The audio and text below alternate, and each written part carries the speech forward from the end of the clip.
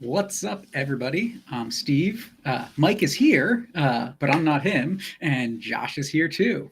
So we're going to talk about this past weekend's game, get into what our thoughts are. We want to hear from you as well. Leave us some comments in the chat. If they apply, we'll talk about them live right away. Otherwise, we'll get to them at the end of the podcast. But yeah, Josh, how you doing? Good. Do the comments they leave have to be about this game? I hope not. No reason. I'm just asking because, yeah. Other than that, yeah, I'm doing good. I was at a birthday party during this game, a 2-year-old's birthday party. Hey. So I was watching on my phone. The 2-year-old did dump my beer on me while I was watching this game. What? So, like being part of the Steel Army. Exactly. It was like I was in the stands. It's fine. It wasn't that bad. It was a White Claw. Barely a beer. It's fine. Yeah. It's like flavored water, basically, right? Exactly. Yeah. Mike, how about you? I'm good. I similarly, we had people over here. I've been talking about it for weeks, but my son was in the musical out here, and they had performances Thursday, Friday, Saturday night. So it was kind of like half. I watched the first half in its entirety, and then it was kind of like in real time. And then it was like people were here and we're eating pizza and stuff. So I had to watch the second half later. But no, otherwise the things are good. We went and saw Ghostbusters last night, which was fun. Like people have been hating on it, but I'm just glad they did something different than the other movies, and it was enjoyable. So, you're not looking for some Oscar when you go to the Ghostbusters movie. So it's goofy fun. Nice. Yeah. I'm doing pretty good. Missed last week's show. Wanted to be here, but totally didn't realize it was the same night as my friends from Flagstaff playing at Thunderbird Cafe. So it's like, get to see them every once in a while. Got to go see that. So I got to see good friends play great music at a great venue here in Pittsburgh. So that's kind of the highlight for me of the past week. Well, and listen, you not being here last minute, it helped us drag Kevin out of whatever cave he's been hiding in. So I don't know if he would have signed up otherwise. So we need to figure that one out. So, yeah. So we got a game to talk about. So to start off, we all saw the score line. Hounds drop 3-1 to Louisville in Louisville on the weekend at the 4:00 kickoff. First time the Hounds have lost 3 games since before they moved to Highmark, and first time in about 19 months that they've lost 3 games straight. So not great. Some big things that we saw in the game. We had an early sub. Rovey came off at about the 27th minute for Blackstock. Wondering if that's an injury. There's some rumors going around that it might be, but don't know if it was that or tactical. Gave up a goal right before halftime. You got what's better, if it was an injury or if Bob was just like, this isn't working, Nick's Rovey being in that position. I don't know. Injury that is 2 days off of training, right? That's no. Obviously, we don't want Rovey not to be able to play anymore. I'm not saying whoa, what's better with but that's my wish. I don't know. I got a feeling it has to be he had a knock, so it's injury, but it'd be kind of nice to know that he was just like, you know what? No, this isn't working. Let's just switch it up now. Yeah. In this. Yeah. I don't know. What was interesting was that it was a like for like substitution. When it first happened, I was like, oh, are we gonna shift stuff around? And is Lily seeing something? And no, Blackstock was a straight swap. He was going right back in for Rovey's position. Yep. That said, whether the instruction was different or something, we seemed to settle just a little bit once he was in there. It was still chaotic. I mean, Louisville just completely dominated that first half. It wasn't even close. Wasn't good. Ended with Louisville putting the ball away right before the whistle. 14 minutes into the second half, beautiful passing from Etu to Babacar Dieng to Kiza for an equalizer. Gave me some hope. I think it gave a lot of people on the Discord some hope. But it only lasted 6 minutes before Osamano conceded a penalty, which was scored. Again, Kiza almost equalized in the 70th minute. Jackson Walty gave him a beautiful pass that broke through the defense, but he was called offside. And then as the Hounds were looking for that equalizer late in the game, Louisville sealed it away with their third goal. So that's kind of what happened. As you guys think about this game as a whole, kind of what are your big takeaways? I'm personally conflicted because yes, okay, we got a goal. The goal was sort of I want to say it kind of came off of a fluke play from Louisville. There was a turnover. Etsu did a good job of jumping on it and springing the pass forward. So that was good. But it wasn't like it came from beautiful build-up play or, a set piece. Or it was kind of just like a fluke, and Kiza was right place, right time. Good. So give him credit for the goal. But we talk about it's still early season. It is still early season. And it's 3 games, and we've lost those 3 games. And you could look and say, well, okay, those 3 games are against 3 really tough teams, or you'd expect them to be really tough teams. So maybe you take that with a grain of salt. But then in that scenario, you're sort of making concessions for the rest of the season. It's just like, well, maybe we should have lost to those 3 teams, but we should beat like the middle of the pack teams. And like, that just doesn't feel like that's the standard for what this team has set over the past few seasons. And so I'm torn because it's like, yes, it is still early season. Yes, they could turn things around. Yes, this could, just be a blip. But how long does this go on? I don't know. And I know we'll probably get into both of your thoughts on that. But that's just my biggest takeaways. If this was a draw, if we lost and even had a better showing, I know that we looked a little bit better in the second half, but we still don't have sort of the outlet up top. The defense is sort of scrambling. Dick sort of stood on his head to keep us in this. I don't know. Josh, what do you think?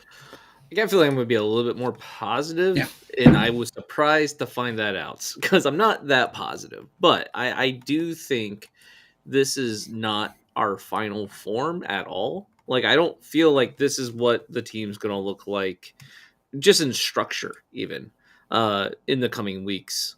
There's a lot of pieces that still feel like they're trying to get slotted in from preseason, like Kayet, and then Sterling, and then I don't feel like this was what the team's supposed to look like on paper, even like when Bob was, getting signing players. So in that aspect, I feel like we're making do with what he is able to put out there right this moment, and it's not great. It definitely feels like, you're trying to fit in some pieces into the puzzle that aren't supposed to go there, and you're just jamming them in there to make it complete for now. But I don't know. Because of that, I'm not as worried. Like, I'm watching this and I'm like, oh wow, this sucks right now. But it sucks that we have to wait that they weren't in place already for the start of the season. Like that makes me upset. But I'm not like worried about the team going forward. You're a lot more positive than No, that's what I said. I feel like I'm going to be a positive one, but I'm not even that positive. I'm just like, oh, this sucks, and I'm mad that it wasn't ready in time, but I don't feel like we're screwed. For me, I think the big thing with it, there were some positives to take away from this game.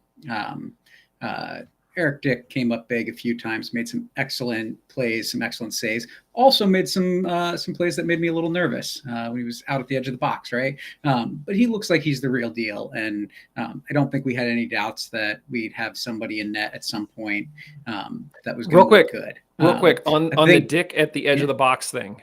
I agree that it makes me nervous, but I also wonder how much of that is a function of having Danny Griffin as a center back. Like, how much of that is we're constantly racing backwards to cover, and he feels like he has to come out to take away space because if he stays in his net, he's hosed more often than not.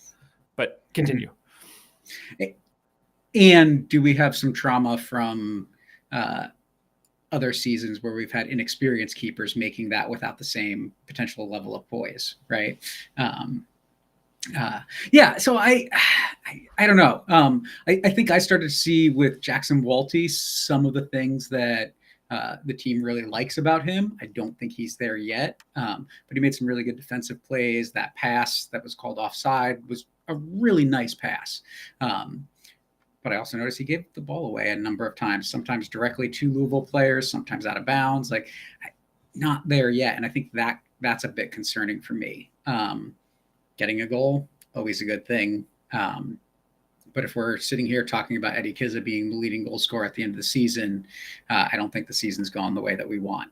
But hey, we've got a midfielder who tied for second in the league for all-time appearances. Did a little more digging on Kenny's time on the field in the USL and realized he's third most minutes of all players. And the guy that's up in first is less than 5 games ahead of him, former Hound Hugh Roberts. So great to see Kenny out there again with that durability and making that appearance. I don't know if he'll catch Roberts on the minutes, but yeah, I mean, just great that he's there. So he's only 5 games behind, like 5 full 90 minutes behind. Yeah, 5. Yeah, just under 300 minutes, then, right? Like, you don't think he's going to get that many minutes within this whole season? I don't know if Hugh is still playing. I feel like Hugh is still playing. Yeah, so he's like chasing him. Yeah. Oh, okay. Sorry. When I saw that, I thought you were saying minutes with the Hounds. Oh yeah. No. Okay. No. Total in the championship. Gotcha. Yeah, that's what I was confused. I'm like, wait, really? And how did Hugh Roberts get up there? That's why I was very confused. Okay, that makes more sense. Yeah, and Forbes is at the top of the list for the Hounds as well for appearances. Yes. Now, yeah. So I mean, just great to see. I mean, how long he's been here and that continued success. Hopefully, it gets better. I don't really want to talk about this game tactically in that sense anymore. I'd rather have bigger picture conversations about the Hounds, unless you guys have something else about this game. Real quick on Hugh Roberts. He now plays in League One with Charlotte Independence. So this is all. Yeah, I knew he was back with Charlotte, but I couldn't remember in what capacity. So in theory, Kenny's got 5 games in the championship, and he'll have third. Okay, sorry, continue. Nice. Okay, for this game, I do want to ask, because since I wasn't able to catch the last bit of the game, I had to watch highlights and watch replay a little bit. Sterling, what was it? Did he even have time to do anything? Was it kind of like a little bit too late? Too little, too late? He came in on what 72nd minute, 73rd minute, something like that, where the Hounds were chasing the game. I'm not putting stock into anything that we did or didn't see out of him in that game, because I don't feel that it's a reflection of what you're hoping to see from a center forward who's playing 90 minutes, right? He got thrown into an environment where it's chase the game and try to force a goal through. You don't learn anything from that about a player's overall quality. I know he also had very short time back with the team before getting thrown in here. He was in a different country for most of the time between off season, the one preseason game, and then this. So yeah, I didn't figure as much from what I could see, because I was able to watch a little bit of it. I just was hoping I maybe missed something. Maybe he had any shining moments, but yeah. So one thing I wanted to bring up was that. Second thing is, it was really weird to see it was not a complete light switch, but it felt like there was something that happened between the first half and the second half, and the Hounds looked a lot better in the second half, at least to me. Weird to say that because then they let up 2 goals, but I thought they actually looked pretty decent beginning of the second half and all the way up till that PK, and then even after the PK, I thought they looked pretty good. Yeah. I also wonder, I wasn't paying close enough attention there at the start of the second half. I wonder how much of that was us asserting ourselves and how much of that was Louisville playing a little bit more defensive and relaxed, because they're like, we got the 1 goal, so we don't have to press. So the Hounds are just not on their heels as much, and we can go forward. So I'm not saying that's the case. I'm just wondering if that plays into it. If the score was 0-0 and we came out of halftime like flying, I'd be like, okay, like there's something there. But I wonder if tactically Louisville didn't try to change anything at all. And I think that's one of the hard things at this level, right? I mean, there's so much ebb and flow in some of the championship games that one team's on the front foot for a little while, it kind of switches. And is that tactical? Is that sometimes these guys hit a little bit of form for 20 minutes and they get a little tired and it drops off a little bit, right? I don't know. I didn't feel that it was resounding one way or the other. Maybe kind of a little bit of both, that Louisville let off a little bit. The Hounds put the pedal down, but only maybe by a little bit of a margin. PK or bad ref? The angle, shouldn't have made the tackle, PK. Like, why put yourself in that position? Yeah, there was no need to lunge in that case. He wasn't going anywhere. Yeah. So it felt like a soft PK, like a soft penalty, I should say, itself. Like, to get that called against you, I could have seen that either way. But like, in the end of the day, you're probably going to get called on that, and so like, why put yourself in that situation? So I wasn't like completely upset about that, thinking like, oh no, this completely ruined the game and it's not our fault and blah blah blah. It's like, no, should have been smarter there. Well, I mean, similarly too, I think Kizza's offside goal, they show back the replay, but the replay is the exact same angle that you see otherwise. So it's just kind of like, he could have been maybe onside, but like you can't really tell. So that's just sort of USL for you. Yeah. Last goal just right off, right? Like, that last goal was just, at that point, it's the dying minutes of the game. You're trying to do everything to press forward. You go down another goal, who cares? It's, Yep. Yeah. Yeah, I don't even feel the need to talk about that goal at all. It's just, I mean, and this is where, sort of similar topic just about the game, where I'm so conflicted, because Steve, you alluded to this earlier. It felt like there were a lot of players making passes to no one. We're either just clearing the ball, hoping that it gets to one of our forwards and it's not connecting, or we're just lugging the ball forward, hoping somebody gets on it, and it's not happening. And how much of that is we're under pressure and we don't know what to do, or how much of that is it's the 3rd game of the season and it's going to take us time to gel and figure out how to make these passes and things like that. And it's just not clear to me at this point. So like, while I want to judge that, and there were a ton of times where I'm like, that was literally to no one. You passed the ball out of bounds. Like, thank you. It's also like, okay, it's the 3rd game of the season. Like, let's reassess in a few more games and sort of see where we're at. I mean, I think a lot of that for me has to do not so much with the 3rd game of the season, but the 3rd game for this lineup to be playing together with so much changeover from last season, right? That if we had kept 3 of the starters that left from last year, that maybe we don't even have that conversation. Devil's advocate, like being the little guy on your shoulder, like, isn't that what preseason is for? So like, we kind of should have figured it out rather than like. I mean, I'd say ideally, but I don't think that's what Bob Lilly does in preseason. Right. The only other thing from this game that really sort of jumped out at me was last week. I think Kev might have mentioned, he said, as it relates to this whole Danny Griffin as a center back thing, which I know we'll talk about more here in a second. Kevin said, when is a team just going to put somebody on him? And then that's going to be it. You're just going to sort of like neutralize the Danny Griffin experiment at center back, because now you have a forward that he actually has to like defend, and now he can't make passes out. If you look at the average position chart that the USL puts together, literally Wilson Harris, his average position is on top of Danny Griffin. Like they're overlapped to the point that if you didn't know that Wilson was there, you wouldn't know. Like you have to watch the players move, and Wilson is literally directly beneath Griffin. So clearly Louisville is like, hey, Danny Griffin, not a center back, put somebody on him and shake it up. And that's what happened.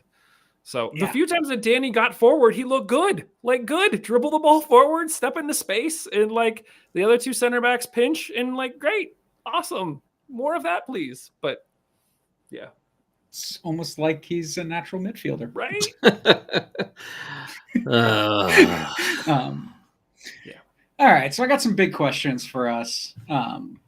So Eddie Kizza had some moments this game. We talked about those.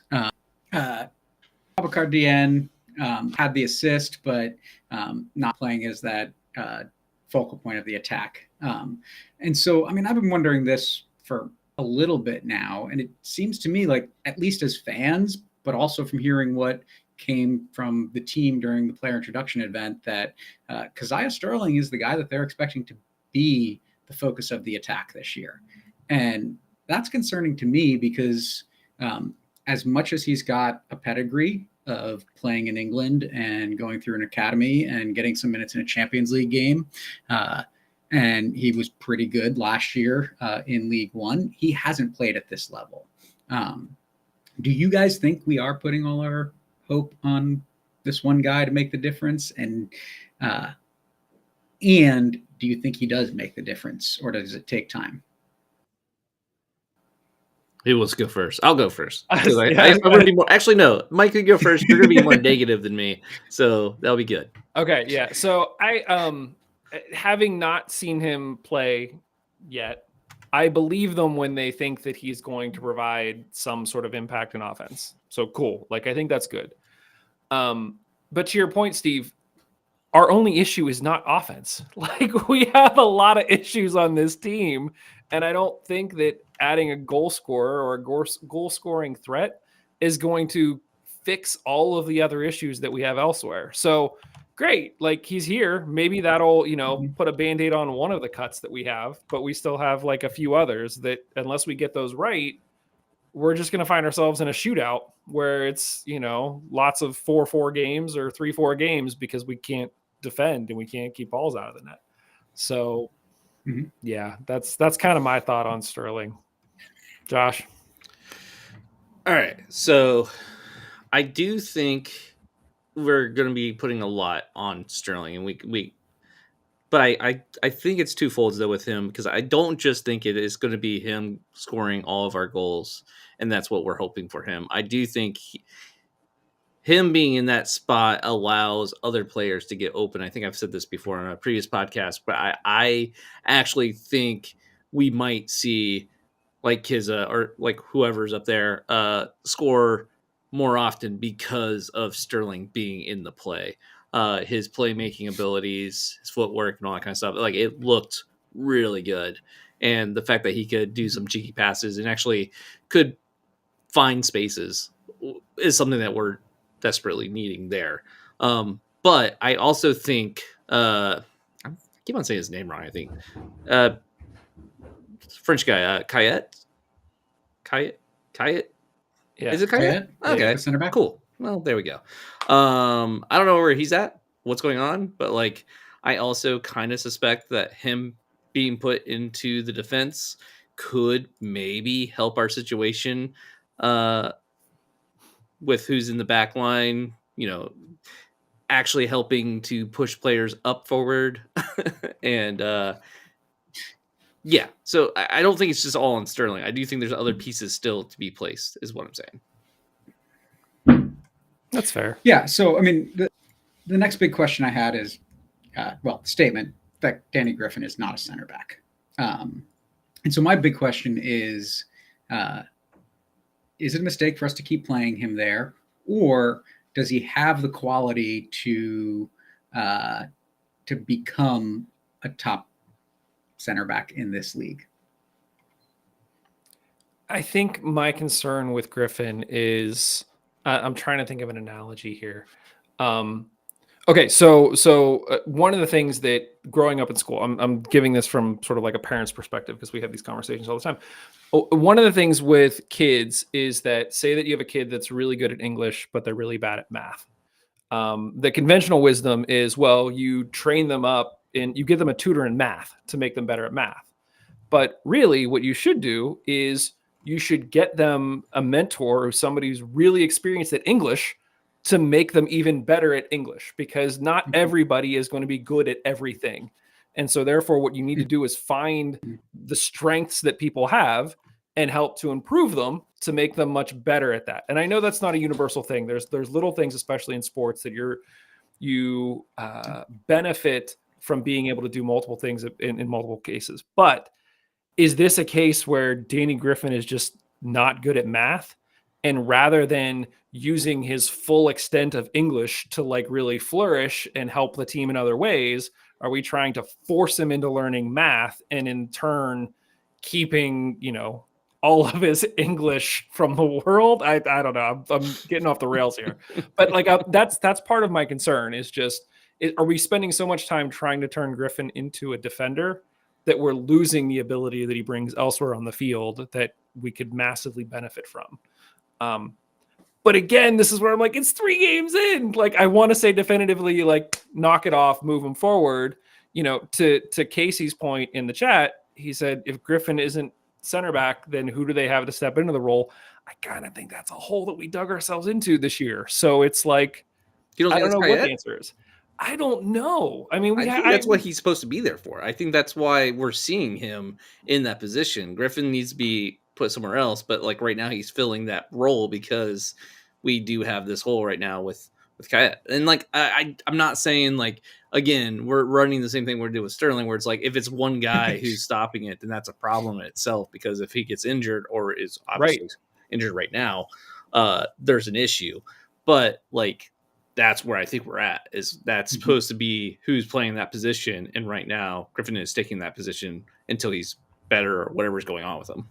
And I think, Steve, this is something that you've been alluding to sort of all off season. I think we have real depth issues. Like, whereas last year we were like, oh, our depth's pretty good. You could bring on guys who are actual game changers. Like, Mertz was amazing early season, then he got hurt. And so he was kind of forgot about, but to bring him on in the 70th minute, spark some life, that's legit. Yeah. If we literally are already 3 games into the season at the bottom of our center back list and we have to play Danny Griffin there, like that doesn't bode well for Josh, to your point, injuries later in the season. So I don't know. I think part of me is like screaming and setting stuff on fire inside. And then the other part of me is like, just give it a few more games. Like, I don't know. I'm torn. Steve, how do you feel about all this? I think that's the big thing for me is you articulated it well with the math and English allegory. I don't know, that's not the right word, whatever. Right. But we're all math guys here. It's fine. Yeah. And I think for me, I push it a step further. Is this Bob really likes what he's seeing out of some of the other players, and he wants to get those guys time, like Jackson Walty. He wants to have Junior on the field. He wants to have Danny on the field. He wants to have Robbie on the field. He wants to have Kenny on the field. And he's trying to shoehorn guys in places. And so rather than pushing a guy that's inexperienced in the league into a brand new position, he puts a guy he trusts in the brand new position. I think that's one of the things I've wondered. But then you asked the question, Josh, right? Like, basically, where are our center backs? And where is our depth, right? We've got 3 out-and-out center backs that Sean Suber has played 25 minutes this season in 3 games. Pat Hogan has played 21 minutes, and Kayet has played 6 minutes, right? And so instead, we're having Danny play as a center back. We're having Luke Biasi, who in his first 2 seasons as a Hound, I think he played center back once, and it was at the end of a game for a tactical shift chasing a game, right? And so we're moving guys that are more attacking or further forward playing players back into the back line. And so for me, it's just like I just don't see how we keep teams off the scoreboard. We could have the best keeper in the league from a technical perspective, and it doesn't matter when you've got guys that are not center backs playing at center back. Yeah. Oh, and Mike DeShields has an injury. Yeah. And okay, so when we were talking about last season, how we had a lot of depth, but we didn't go into last season thinking we had a lot of depth. Is that because we didn't give them time to actually get better in these positions? And then we're halfway through the season and last, 1/3 of the season, we're like, oh, wow, we have a lot of depth. It's yeah, we got there. I think there's still that possibility this season. And I'm not ready to call gloom and doom with the first 3 games against these type of opponents. And I honestly bad news, buckle up, but Tampa is also going to be a hard one. So it's not like it's going to get better fast. Luckily we do have a little bit of time to get our feet under us with the week off and all that, but we'll see. I think, my question, well, a few things on that. So one, we very well could look back at the end of the season and you're talking about Suber, Hogan, or as Liz said, it's Kaye, not Kayet, like Yippee Kaye, which I don't know if I trust Liz, but I'll trust Liz. I'm going to say it's Kaye, sure. Until we hear otherwise. Although it makes me think of Caillou, which just makes me feel hatred. So anyway, Kaye. Suber, Hogan, or Kaye could end up being defender of the year kind of situations. So we're just going to have to wait and see. But it could also be the case where it's not. I guess my biggest thing is, you guys pointed out at the beginning of the show, this is the first time in the Highmark era that we've lost, that we've been 0-3 or 0-3, however you say it, 0-3-0, whatever. Yeah. And it's been 19 months or something like that since we've lost 3 games in a row. How long do we go before we actually do start to panic? Because we're all like, oh, it's 3 games. We don't feel good about it, but we're just like, it's 3 games. It's the first 3 games. At what point have you dug a hole so deep that it's just okay, here we go. It's going to be really difficult to climb out. So, well, and I don't even think it's dug a hole so deep. It's digging a hole with the question still lingering of, is it a hole that even we can get out of? Whereas last year, we weren't happy at the beginning of the season. And once we re-signed Griffin, the season turned around and the team was great. But I think we saw some things where we saw the team having good defenders. We saw the team having a striker who was making those good runs and starting to score some goals. We just were weak in the midfield defensively. I think for me, that's where it gets a little more complicated this season. And I think the difference between this season and last season at this time was, I was surprised to see Nate Dos Santos playing as a center back. But he did it, and he did it really well, and it kept Pat Hogan off the field, right? Who was a guy that had experience in the league as a good defender. Right now, I'm looking at this roster, and our USL championship experienced defenders are Pat Hogan, Alalo Samanu, and Mike DeShields. 2 of those guys getting 500-ish minutes with the Riverhounds as their only USL championship experience prior to this season. The other guys have not played in the championship. And so it's the same type of question I have for Keziah Sterling of how long does it take? And so whether it's Kaye,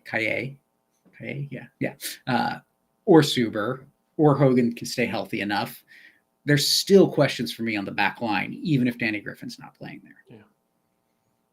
Yeah, I go back to thinking about the articles I was reading about Kaye, about his conversation with the coach, and how pretty much it was either put me on the first team or I leave. And he was like, we want you on the first team. We just don't have that spot for you right now for the international and all that kind of stuff. And it was like, all right, bye. And so, like, to me, if I'm reading that and it's saying like pretty much like he could have been put, not first team, I should say, MLS side, like not, starting, but still on the MLS first team. It's like, well, if that's where he was at with his career, then I don't know. I'm feeling more optimistic about what we haven't seen, which is what's bothering me, is because like, why haven't we seen them 3 games in? And are there more lingering issues that we're gonna find out? Like, that's the worry. But that's why I'm not fully panicking, or not even fully panicking, but like being a little bit more positive, I think, than the two of you. This is preseason Josh living in the regular season, where it's like you have all the hopes and dreams because we just don't know yet. Still going, baby. Still going. We still don't know. As long as I don't open that present, it can always be the gift I've always wanted. Right. As soon as I open it, I find out it's the Wish.com version of the item that I've always wanted. Schrodinger's exactly. Well, so no, Josh, I mean, what you were talking about there kind of brings me to the next question. Is this tactical decisions of the way Bob wants to play, or is this just technical precision of the players that he has to be playing at this point? And so I think the big question there is, regardless of the answer, can coaching get us out of this mess? Okay. Can coaching get, this is a lot to unpack. So can coaching get us out of this mess? I feel like that implies that coaching, like, that is part of it, but you only have the tools in your toolbox that you have. Like, you know what I mean? So it's like, does he have the tools he needs to get us out of this mess? Is kind of like the other part of that, I guess. And yeah, go ahead. I was going to say, reading between the lines here, are you asking, is this a coaching problem, or is this a personnel money problem? Is that what you're sort of getting at, Steve? Yeah. No, I mean, I think I think that's exactly where I'm going with this. If you have a slider, you have a slider and you were to give limited money, you need less coaching, because you can just give all the best players and be like, boom, we're good. Don't worry about it. There's enough raw talent on that team that they'll make some goals happen. Like Miami FC. Yeah. You slide that slider all the way to money. Yeah. And then I feel like the coach matters less. But as you pull that money down, you kind of need the coach to go up as far as like making that difference. And I do think Bob's really good at having more control and maybe not the most valuable tools. There was a comment, I tweeted it out, and there was a lot of reaction to it. But one of the announcers actually said during the game, quote, "Playing under Lily is the world's best apprenticeship. Then you go get paid somewhere else." So my comment was like, is the secret out? Like, is this like kind of what we always knew? But I think Matt Geica came back and was like, was it ever a secret? Like, this is just like how they do things. Shout out to Matt. Yeah, I don't know. Like we've sort of theorized a lot in the off season, especially with Ordonez leaving and then Dikwa leaving. Like, what's going on financially? Like, did we want to hold on to these guys? Was it Lily's decision not to hold on to these guys? Like, how does that play out? And I think short of us being in the room, like, we're never going to know. Like, was it a case of us just saying, like, we don't have the money for you, leave? Or was it the opposite end of, we don't think you're worth the money, leave? Because those are two very different things. I think I think it's a little different than that. Okay, go ahead. I think it's here's the money we think you're worth. Take it or leave it. Now, okay, so in my scenario, I could justify one of those being a front office decision and one of those being a coaching decision. The way that you phrased it, I still don't know. Like, I don't know where that's what I've been trying to understand. Is this that Bob Lilly thinks he knows what a player is worth, and in a in his mind, he could value players from every team around the league and value them on paper in a really good way that is accurate to what they should be worth. But I think the question is he out of touch with the amount of money that other teams are willing to pay these players? And so he thinks, yeah, you're worth $100,000. And another team says, yeah, you may only be worth $100,000, but we'll give you 120. Well, one, I think there's a mistake in thinking there's a difference between the front office and Bob Lilly when it comes to these decisions. Well, I don't know. Only because it's not Bob's money, it's Tuffy's money. And if Tuffy's saying this is all I'm willing to spend this year, then Bob has to work within that. And we've heard in the past cases where it's been speculated, I'll just phrase it that way, but there's been some level of confirmation that Tuffy was willing to spend and Bob said, no, that's okay. So like, I'm not saying that's what happened here. I'm not saying that's what always happens, but there's clearly this dynamic of Tuffy sets a limit and then Bob says, sure, let's spend to that limit. Or, you know what? I can do better on less. And that ambiguity, I think, is where it's just like, where are we at this season? And I do think there's a different situation going on with Dikla. I think that is one case where it was a lot more of a, we want him, we want to keep him, we want to keep him. Crap, they've now gone to a place where we cannot match this offer. And like, it was a money issue, I think. Like, I think it was like we just can't do that. Like, yeah. Good on you for getting that much money. Sorry, we can't, match that or beat that. And that sucks. But it's also, when you have a team who's coming up and who wants to make a splash, and if they have, first time having to buy a roster, they have the cash to do it and they have the investment. It sucks. That really blows, but I really don't feel like I can blame the Hounds that much on that one, where it feels like, okay, you know what?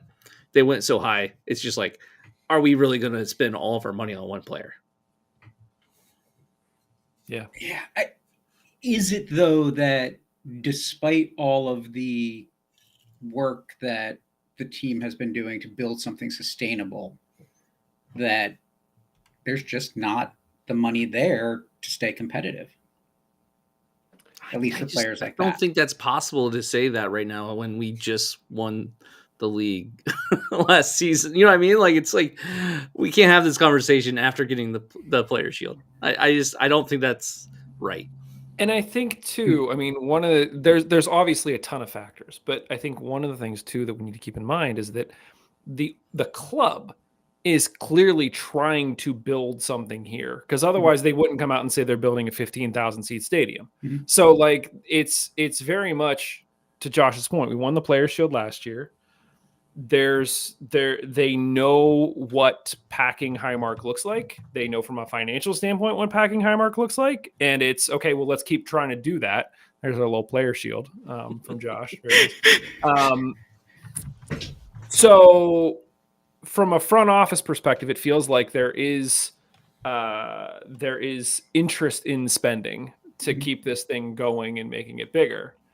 So then that just comes back to, and we could speculate about this all day. We're never really going to know the answer. But, is it the case of we lost Dikla pretty late in the preseason? It feels like Ordonez was, right around Christmas. So was it a case where we were hoping to keep both of those guys, and then when they were gone, it's like, how do you replace the defender of the year and the player of the year? You can't. So you kind of have to just make do with what you got. But I don't. I want to get past these 3 games and hope that there's something on the other side of this, so that 5-6 games from now we're not talking about a team that's 0-6 and speculating about what the hell happened and now what do we do? So I mean, none of us are happy about where we're at. I feel like it's not fun watching. I'm going to sit there. I'm going to do it. It's what I do, right? On game day, I'm watching the game unless there's something that keeps me from watching the game, right? But I also know that there's a lot of us on the podcast team.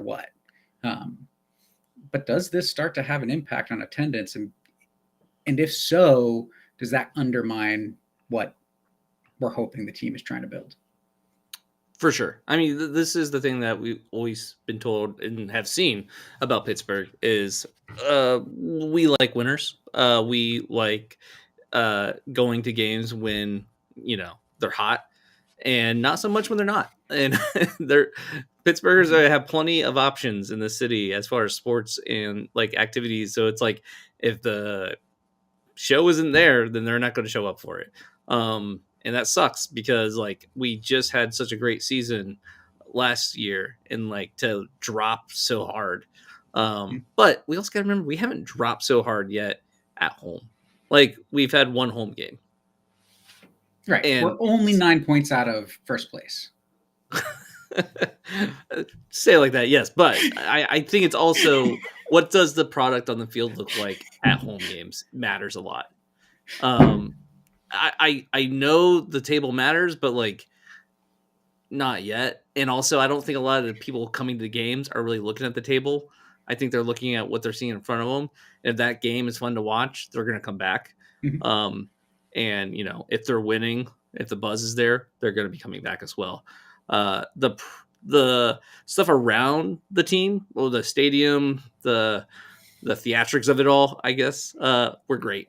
That home game, like it was a lot of fun, and the new lights and all that stuff. So like, there's a lot going on, and I think also just the buzz of the expansion and like that making the news and like people realizing, oh crap, this could be like getting huge, and if it does, like I want to be able to say I was there before it was big and like have that clout. So I do think this year is important for the building, and they need to have a product at home, especially. So it sucks right now. Hard, a couple of first games, but they have to turn around at home at least. Yeah, I feel like, well, a couple things. I think we won't really know the impact of the team not performing well until probably, a month or two after this, because most of the people that are going to the home opener, they're going to the Tampa game. They bought their tickets a while ago. They're going. Like how the team is performing isn't going to impact the fact that they're going to the game. Where that starts to drop off is when people are making decisions about, should I go to this game? Should I not go to this game later in the season? And if the team's not doing well, then maybe they consider not going to the game. So yeah, I mean, that's one piece. And, we've talked about, I think that the rise of the stadium, the rise of the team has coincided really nicely with the World Cup coming to America. And I think that was a wave that the team was hoping to catch and just keep riding. And if this is a season where we drastically underperform compared to last year, then it feels like a pretty substantial misstep. So regardless of the decisions that went into building this team, whether they turn out to be great or not, those are going to have an impact on whether or not this team keeps riding that wave of success and popularity as things continue. I keep using sort of my in-laws as like the benchmark, because my father-in-law now sends me articles about Highmark Stadium and the Hounds. If the team's not doing well, I don't think I'm getting those text messages. So like, that's the litmus test of you got to keep being in the conversation.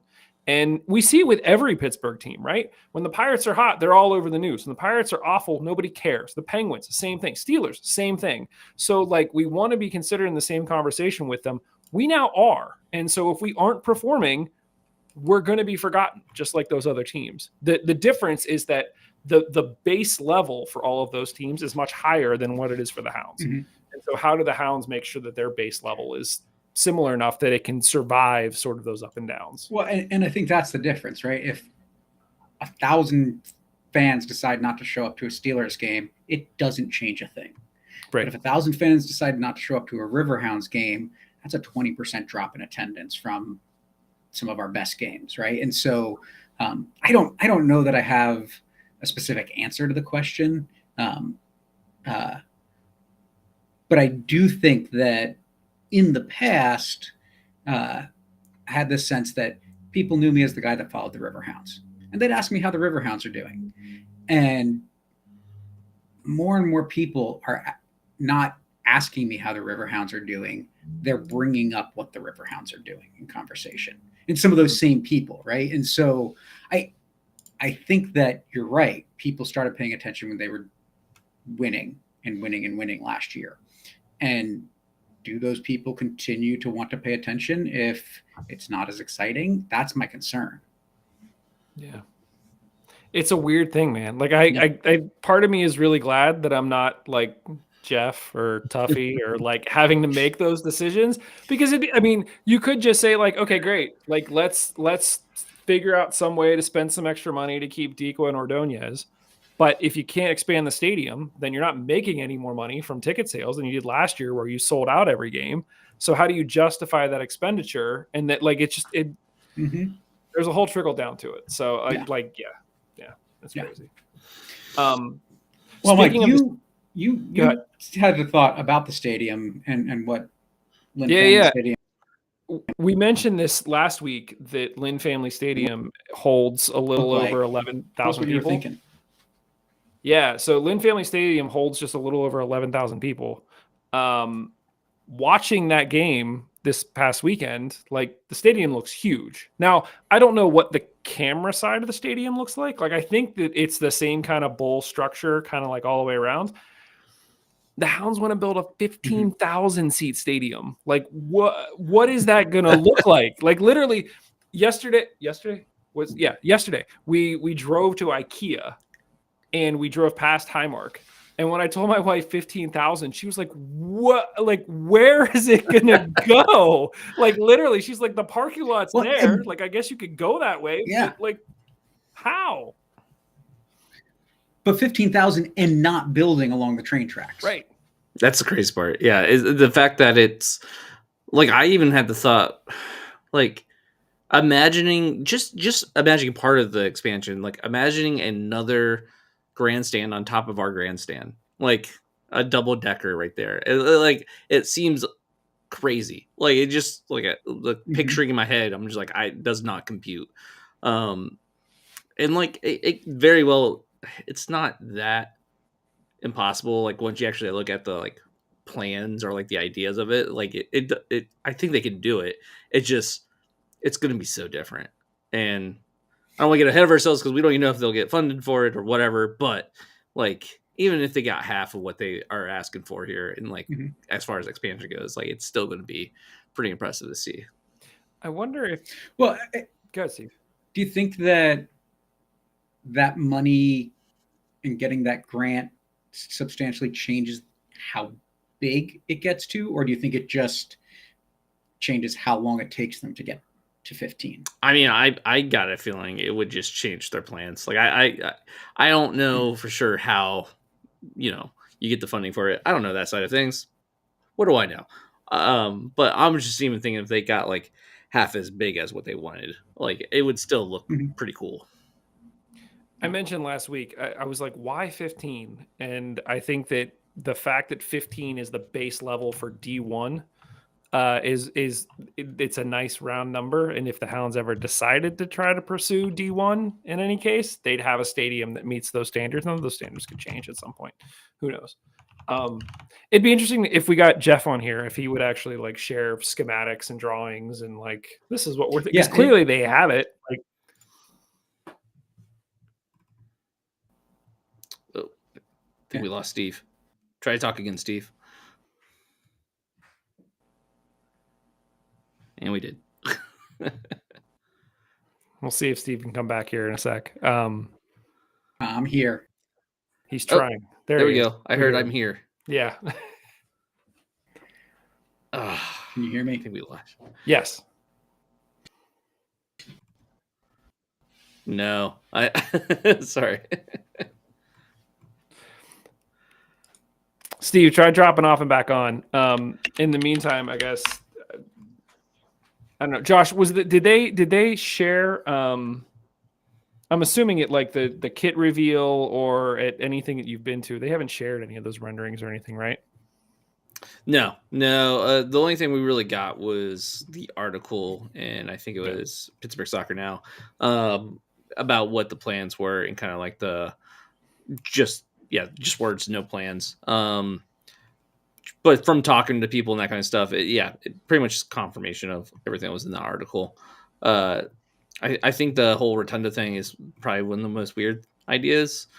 Part of it, like having two of those. Still not sure where they're planning on putting both of those, but like the idea of having standing room only on like basically a spiral staircase, if you kind of think of it the way that it is in PNC. Yeah. It's kind of a cool idea. Yeah. I guess we shall see. Oh, and also with the whole idea of does 15K, is it because of like opening that door for D1? I wonder if it's less about D1 with MLS and more about what happens if they try to go for D1 in US, or I mean in USL. I think it's either D1 with USL or I think that the D1 level for the women's game is actually lower. But there's always that factor to it that I'm always talking about. I don't think that a Hounds women's team is that far away. No. So if that's the case, and we want to go straight into something like the Super League and play, winter through or like fall through spring, are there certain requirements from a stadium capacity for that as well? And so they're trying to make sure that we check off on both. So that's fair. Yeah. Let's see. Steve, are you back? Okay. I don't know. My internet is wonky lately. I don't know what's going on. They just doubled my speeds and it got worse. Ain't that always the way? We can hear you. Hear you guys talking. Yeah. And you were talking about the rotunda, Josh, and whatnot, and then it went completely blank for me. So had to quit and rejoin. So I think you guys got kind of that conversation wrapped up. Guys, anything else you want to say? I don't know what we're going to do next week because we got like a bye week. I don't think we have anything planned. We'll have to figure that out. I know I for certain can't be here, so we'll have to figure out what that means. We do have, we had Eli on last week as sort of a new voice. We have another new voice coming that will sort of kind of be familiar to people, but they won't know that it's familiar to them in a really cool kind of way. But that won't be next week. That'll be the following week. So you'll just have to sort of stay tuned for that. But that'll be a fun little surprise that Josh helped to line up. Yeah, looking forward to that one. All right. Well, guys, thanks for talking. Thanks for answering the awful, challenging questions and indulging the conversations that I don't want to have just in my own head. But hey, you guys all know where to find us. We're on the social medias. Find us on YouTube. Watch us. Keep supporting us. We keep wanting to talk about this because we have fun with it and we hope you enjoy it. But that's all we got for tonight. So thanks for listening, everybody. Have a great night. Talk to you later. Later.